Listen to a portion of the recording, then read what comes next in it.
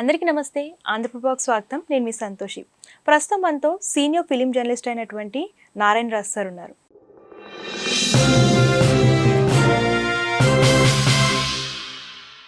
నమస్తే సార్. నమస్తే sir, Nandamuri family నుంచి మరో వారసుడు రాబోతున్నాడు. అంటే ఎన్టీఆర్ గారి ముని మనవడు. సో అంటే ఈ జనరేషన్స్ నుంచి చాలామంది హీరోలు వచ్చారు నందమూరి నుంచి. సో అతను సక్సెస్ అవ్వగలడంటారా? సో అంటే ఎన్టీఆర్ గారి పేరు నిలబెట్టగలడంటారా? ఇప్పుడు సినిమా రంగంలో ఈ పెద్ద పెద్ద టాప్ హీరోస్ ఉన్నారు కదా, ఏ భాషకు చెందిన వాళ్ళైనా సరే, హిందీ కావచ్చు, తెలుగు కావచ్చు, తమిళ్, కన్నడ, వీళ్ళందరూ సీనియర్ హీరోలు తమ వారసుల్ని ఆల్రెడీ చాలా సంవత్సరాల క్రితమే తెచ్చారు. ఆ తర్వాత జనరేషన్ అంటే రెండోది అయిపోయి మూడో జనరేషన్ కూడా రన్నింగ్లో ఉంది.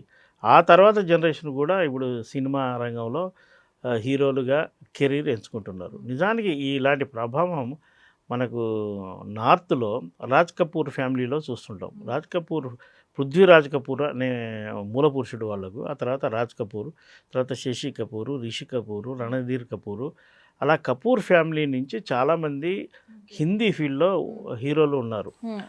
ఆ తరహానే అది మన సౌత్కి కూడా వచ్చింది. సౌత్లో చిరంజీవి గారి కుటుంబం నుంచి ఎంతమంది హీరోలు వచ్చారో తెలుసు, 8-10 మంది ఉన్నారు. అంటే ఆయన కొడుకులుగా కాకపోవచ్చు, కానీ ఆయన తమ్ముళ్ళు, ఆయన సోదరి మనుల కొడుకులు వీళ్ళందరూ వచ్చారు. అలాగే అక్కినేని నాగేశ్వరరావు ఫ్యామిలీలో తీసుకుంటే మనకు నాగేశ్వరరావు గారి తర్వాత నాగార్జున ఇద్దరు పిల్లలు, అలాగే నాగేశ్వరరావు గారి కూతురు పిల్లలు ఇలా వచ్చారు.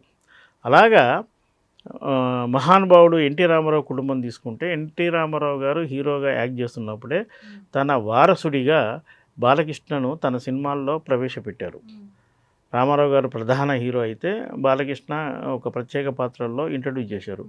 హరికృష్ణ కూడా కొన్ని సినిమాల్లో యాక్ట్ చేశారు. ఆ జనరేషన్ కొనసాగుతూనే ఉంది. బాలకృష్ణ గారు ఇప్పటికీ హీరోగా సక్సెస్ఫుల్గా రాణిస్తున్నారు.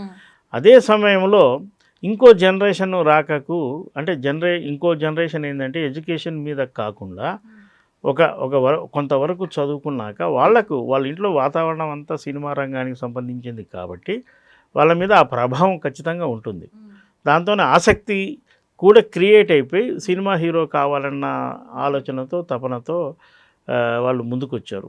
వాళ్ళ ఆలోచన అలా ఉన్నప్పుడు కుటుంబ సభ్యులు కూడా ఎవరు వ్యతిరేకించరు. ఎందుకంటే తాత మూల పురుషుడి నుంచి ఇదే రంగంలో ఉన్నారు కాబట్టి ఆ విధంగా మిగతా జనరేషన్ రావడానికి కుటుంబ పరంగా కూడా ప్రోత్సాహం ఉంది.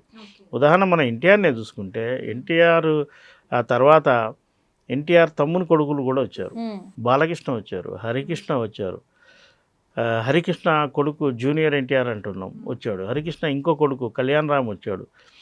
కళ్యాణ్ రామ్ తర్వాత జానకిరామ్ అని ఉన్నాడు, అంటే కళ్యాణ్ రామ్కు సోదరుడు అవుతాడు. ఆ జానకిరామ్ కొడుకే ఇప్పుడు మనం చెప్పుకుంటున్న ముని మనవడు. అయితే ముని మనవడు ఆల్రెడీ 16-14 ఏళ్ళ వయసులో ఉన్నప్పుడే యాక్ట్ చేశాడు. దాన వీర శూర కన్నా అనే సినిమాలో ఆ అబ్బాయి యాక్ట్ చేశాడు. ఇప్పుడు పూర్తి స్థాయి హీరోగా అరంగేట్రం జరిగింది. ఇది మన హైదరాబాద్లోనే ఎన్టీఆర్ ఘాట్లో ఈ సినిమాకు శ్రీకారం చుట్టారు. ఈ సందర్భంగా ఎన్టీఆర్ కుటుంబ సభ్యులందరూ హాజరయ్యారు.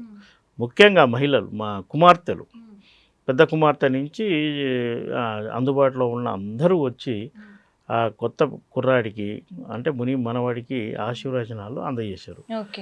ఎన్టీఆర్ ఫ్యామిలీ అనేది ఇంట్రడ్యూస్ వరకే.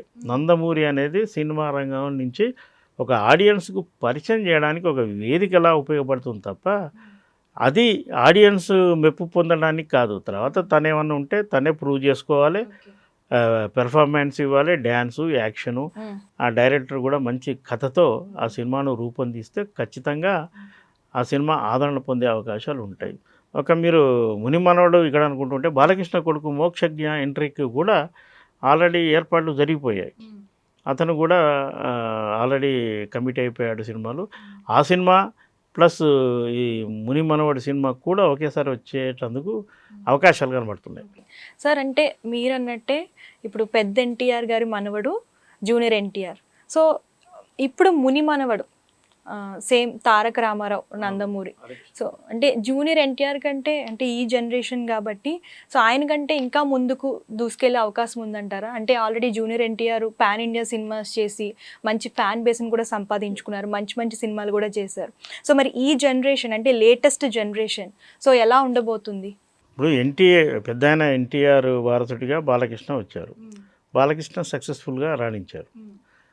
అలాగే బాలకృష్ణ సోదరులు ఉన్నారు, మన జయకృష్ణ పెద్ద కొడుకు, బాలకృష్ణకి అన్న అవుతాడు, ఎన్టీఆర్కి పెద్ద కొడుకు. వాళ్ళ అబ్బాయి చైతన్య కృష్ణ అని ఎప్పుడో ఇంట్రడ్యూస్ అయ్యాడు. ఆ అబ్బాయి ఏమీ రాణించలేడు. అలాగే బాలకృష్ణకి ఇంకో బ్రదరు అంటే నందమూరి తారక రామారావుకు ఇంకో కొడుకు మోహన్ కృష్ణ అని ఉన్నాడు. వాళ్ళ అబ్బాయి తారకరత్న. ఆయన ఒక 10-15 సినిమాల్లో యాక్ట్ చేశాడు. ఆ తర్వాత అకస్మాత్తుగా ఆయన చనిపోయారు.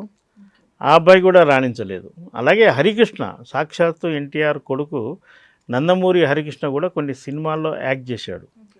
అతను కూడా పెద్దగా రాణించలేదు. ఒక కుటుంబంలో వారసత్వం ఉన్నంత మాత్రాన అందరూ సక్సెస్ఫుల్గా రాణిస్తారనేది హక్కులా ఏముండదు. ఇందా నేను చెప్పినట్టు పెర్ఫార్మెన్స్ ప్రూవ్ చేసుకోవాలి, కథాపరంగా ప్రూవ్ చేసుకోవాలి. అలా చేసుకోగలిగితే, ప్రేక్షకులు ఆదరించగలిగితే ఒక రేంజ్కి వెళ్ళే అవకాశాలు ఉంటాయి. అది జూనియర్ ఎన్టీఆర్లా అవుతారా, నందమూరి బాలకృష్ణలా అవుతారా, లేదా పెద్ద అయిన ఎన్టీఆర్ స్థాయిగా వెళ్తారా అనేది మనం చెప్పలేము. ఇంట్రడ్యూస్ వరకే నీకు నందమూరి కుటుంబం ఉపయోగపడుతుంది. ఆ తర్వాత నువ్వేంటో నువ్వు ప్రూవ్ చేసుకుంటేనే ఇక్కడ సక్సెస్. అంతే తప్ప నేను నందమూరి వారసుని అని చెప్పుకొని తిరిగితే జనం ఏమి థియేటర్లకు వచ్చి చూడవు. సార్ ఈ మూవీ పూజా కార్యక్రమానికి చూసుకున్నట్లయితే బాలయ్య గారు కానివ్వండి, జూనియర్ ఎన్టీఆర్ కానివ్వండి, కళ్యాణ్ రామ్ కానివ్వండి, సో వీళ్ళెవ్వరూ రాలేదు. సో అంటే బయట వినిపిస్తున్న టాక్ ఏంటంటే వీళ్ళు సపోర్ట్ చేయట్లేదు మూవీకి, ఓన్లీ నందమూరి ఫ్యామిలీ నుంచి లేడీస్ మాత్రమే వచ్చారు, సో ఆడవాళ్ళు మాత్రమే వచ్చారని చెప్పేసి అని అంటున్నారు. దీని గురించి మీరు ఏమంటారు? వాళ్ళు ఎందుకు రాలేదు అసలు? కేవలం అంటే ఆ సినిమా ప్లానింగే అలా చేశారు. ఒక సినిమా కేవలం ఒక క్లాప్ మాత్రమే కొట్టారు, అంటే శ్రీకారం జరిగింది. ఆ సినిమా ప్రేక్షకులకు వచ్చే ముందు అనేక ప్రమోషన్ స్టేజెస్ ఉంటాయి. ఈ ఈవెంట్కు నందమూరి ఆడపడుచులను ఆహ్వానించారు. బాలకృష్ణ రాకపోవచ్చు, కానీ వసుంధరమ్మ వచ్చింది కదా, అంటే ఆ కుటుంబం నుంచి ఆశీర్వచనాలు ఉన్నట్టే కదా. ఒక ప్లానింగ్గా కేవలం నందమూరి ఆడపడుచులనే పిలవాలనే ఉద్దేశంతో ఆ సినిమాను ప్లాన్ చేసుకున్నారు. ఇంత గ్యాదరింగ్ కూడా ఎందుకంటే పరిచయం అవుతున్న నందమూరి తారక రామారావుకు తండ్రి లేడు, రోడ్డు యాక్సిడెంట్లో పోయాడు. తాత కూడా లేడు, హరికృష్ణ, అతను పోయారు. ముత్తాత పెద్ద ఆయన నందమూరి తారక రామారావు. వీళ్ళందరూ ఒక బలం. వీళ్ళందరూ కూడా విధివశాత్తు లేరు, భౌతికంగా లేరు. మరి అబ్బాయి ఒంటరి అన్న ఫీలింగ్ కలగకుండా నా వెనక నందమూరి కుటుంబం మొత్తం ఉంది అని తెలియజెప్పేందుకు, మా ఆశీర్వచనాలు మీకు ఉన్నాయి అని చెప్పేందుకు ఈ నందమూరి ఆడపడుచులందరూ వచ్చారు. అంటే ఒక వారసుడు ఒక కుటుంబం నుంచి వస్తున్నప్పుడు ఈ పిల్లగానికి కుటుంబ సపోర్ట్ లేదు అనే భావన అటు అభిమానుల్లో కావచ్చు, ఇటు ప్రేక్షకుల్లో కావచ్చు కలగకుండా ఉండేందుకు ఈ ఆడపడుచులంతా తరలి వచ్చి ఆ అబ్బాయికి బ్లెస్సింగ్స్ ఇచ్చారు. ఇతర ఈవెంట్స్ ఉంటాయి, ఇంకా సినిమా ప్రీ రిలీజ్ ఉంటుంది, ఆడియో రిలీజ్ ఉంటుంది, ప్రమోషన్స్ ఉంటాయి, అనేకం ఉంటాయి.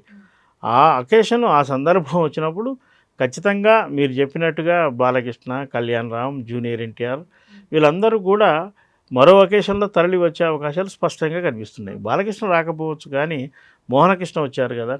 అలాగే పెద్ద ఆయన ఎన్టీఆర్ సోదరుని కొడుకులు కళ్యాణ చక్రవర్తి కూడా వచ్చాడు. ఇంకా మనకు చాలామంది గుర్తుపట్టని వాళ్ళు, అంటే నందమూరి కుటుంబంలో సభ్యులందరినీ జనాలకు తెలియదు. ఎంతసేపు మనకు ఎన్టీఆర్ కుమార్తెలు, కుమారుల వరకే తెలుసు. మొత్తం తరలి వచ్చింది. తరలి వచ్చి ఆ అబ్బాయికి మద్దతుగా నిలబడ్డారు. ఆ నందమూరి వారసుని ఆహ్వానిస్తూ స్వాగతం పలికారు. Thank you sir. బాయ్.